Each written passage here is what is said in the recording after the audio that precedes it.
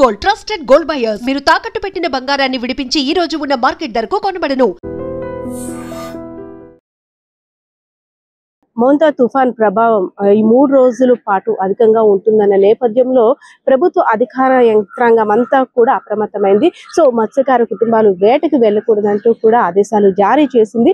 ఈ 3 రోజుల పాటు ప్రజలందరూ కూడా అప్రమత్తంగా ఉండాలని జిల్లా యంత్రాంగంతో ప్రభుత్వ అధికారులు కూడా ప్రజల వద్దకు వెళ్లి వారికి సూచనలు సలహాలు ఇస్తుంది. దీనికి సంబంధించి ఆర్డీఓ ప్రభుత్వ అధికారి అయినటువంటి విజయనగరం జిల్లా ఆర్డీఓ కీర్తి గారు కూడా ఉన్నారు. మాట్లాడదాం.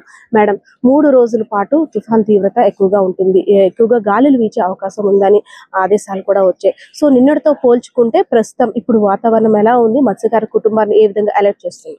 ఇప్పుడు వాతావరణం ప్రస్తుతానికైతే పీస్ఫుల్ గా ఉన్నా కూడా మనకి ఐఎండి నుంచి వచ్చిన ఇన్స్ట్రక్షన్స్, అదే విధంగా మనకి స్టేట్ నుంచి వచ్చిన ఇన్స్ట్రక్షన్స్ ఏంటంటే ఈ రోజు నైట్ కి మనకి కాకినాడ ఉప్పాడు దగ్గర తీరం దాటే అవకాశం ఉంది. కాబట్టి 110 km/h వేగంతో తుఫాను తీరాన్ని దాటుతుంది. కాబట్టి ఇది ఒక పెద్ద సైక్లోన్ గా డిసైడ్ చేస్తున్నారు. దానివల్ల ఈ ముందస్తు ఇప్పుడు వాతావరణం ఎలా ఉన్నా చేంజ్ అవుతుంది. డెఫినెట్ గా ఈదురుగాలుల ప్రభావం ఎక్కువగా ఉంటుంది.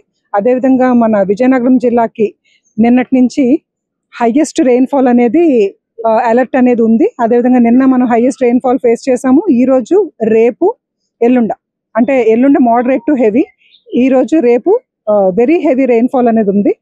దీనివల్ల లో లయింగ్ ఏరియాస్ ఇనండేట్ అయ్యే అవకాశం ఉంది.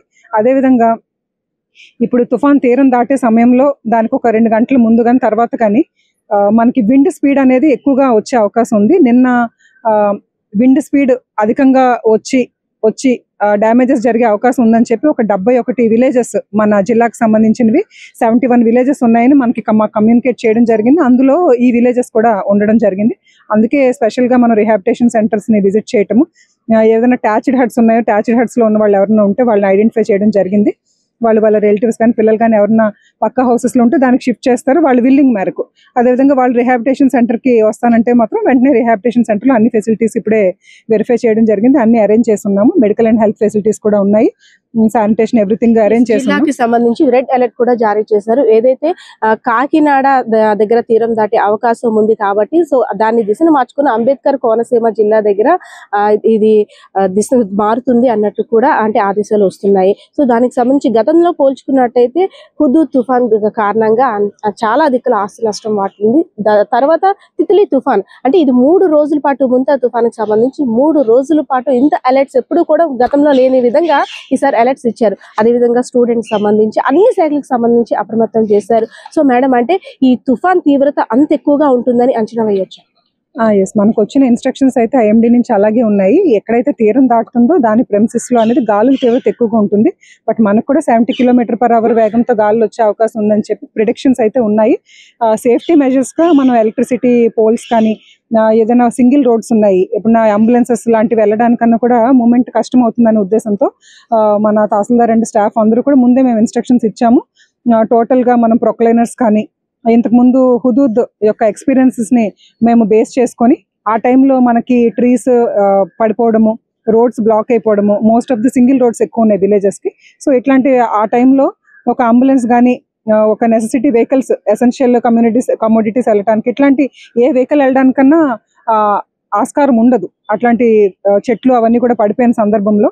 కాబట్టి ముందే మేము ట్రీ కట్టర్స్, అదేవిధంగా జేసీబీస్, ఎవరైతే అవైలబుల్ మనకి విలేజెస్ లో ఆటోస్, ట్రాక్టర్స్ అయితే అవైలబుల్ ఉన్నారో మేము మొత్తం అన్ని లిస్ట్ అవుట్ చేసుకున్నాం. అందరికీ కాంటాక్ట్ లో ఉన్నాము.